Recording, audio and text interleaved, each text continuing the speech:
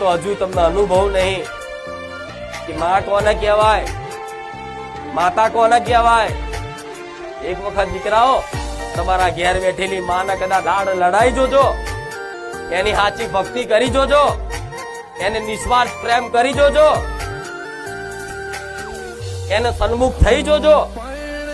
જગતમાં એવા લાડ ને એવા પ્રેમ કરશે ને કે દુનિયાના પ્રેમ ભૂલી જશો.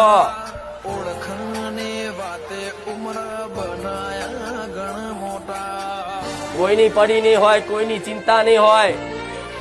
બસ એક જ મારી માતા, મારી માં, મારી માન, મારી માં, મારી ચામુંડા, મારી ચામુંડા, મારી મહાકાળી, મારી મહાકાળી, મારી હરસિદ્ધિ, મારી મેલડી.